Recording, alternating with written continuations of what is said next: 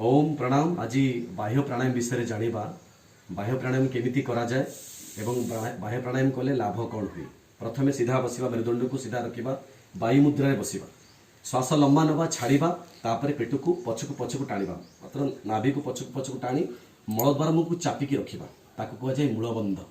एवं नाभि ऊपर भाग टाइफल ताकू ऊपर को टाणिबा, ताकू कुआ जाए उद्यान बंध। थोड़ी को कंठर लगेबा, ताकू कुआ जाए जलंध्र बंध।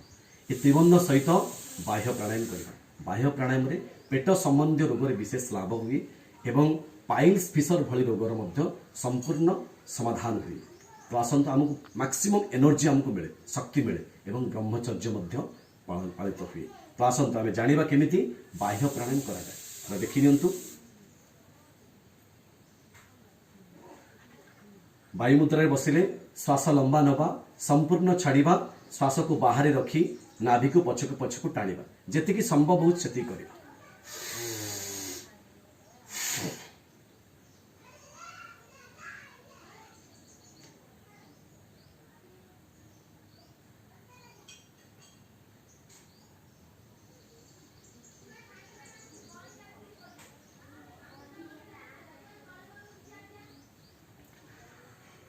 ये थिला बाह्य प्राणायाम रो क्रम।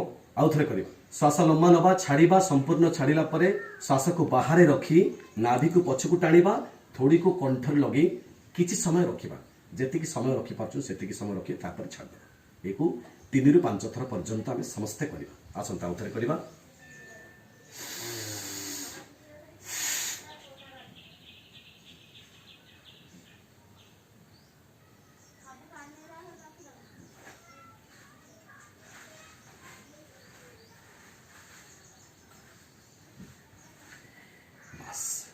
ये थिला बाह्य प्राणायाम क्रम। यही बाह्य प्राणायाम सबू करें, किंतु जो मानकर हार्ट समस्या अच्छी, मेजर हार्ट समस्या अच्छी किंबा हाई बीपी अच्छी, ता सहित जो माने मेजर ऑपरेशन होती माँ भौणी मान असुविधा दिन मान ये प्रक्रिया करें ना। सुस्थ व्यक्ति करेंगे। जदि कमर बेसी बथा अच्छी, स्पाइनाल कॉर्ड समस्या अच्छी, से व्यक्ति करेंगे ना। ये यंगस्टर माने विशेष भाव में करने दरकार। आमको एनर्जी मिले एवं ब्रह्मचर्य पालित हुए, पालन करा जाए। ये प्रक्रिया कले यार सहयोगी कम हूँ अग्निसार। श्वास लंबा नवा, छाड़िबा, पेट को आग पछ करबा, पेट को ग्राइंडिंग करबा, पेटर जहाँ समस्या सब अच्छी, जो इंडाइजेशन अच्छी ताको डाइजेशन करबा एवं जहाँ जहाँ प्रोडक्ट्स अच्छी फैटी जिनस अच्छी ताको बाहर को मारिबा। फैट्स रिड्यूस हवा एवं डाइजेशन ठीक हवा, सबू सिस्टम को ठीक कर थाए। ये बाह्य ये अग्निसार क्रम केमिति करबा थर देखि नियंतु।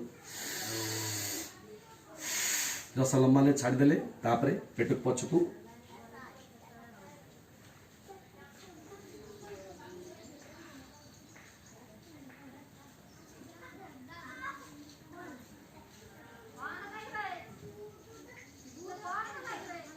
श्वास लंबा नवा, छाड़िबा संपूर्ण, तापरे बाहर श्वास को रखी पेट को आग पछ करबा। ये होची अग्निसार क्रम। आउ थरे देखि नियंतु। श्वास लंबा नहीं छाड़िबा, तापरे पेट को आग पछ करबा। आउ थरे देखि नियंतु।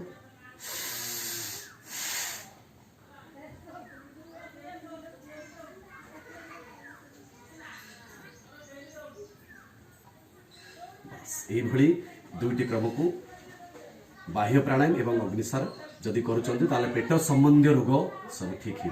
समस्त अनुरोध एक अवश्य प्रैक्टिस।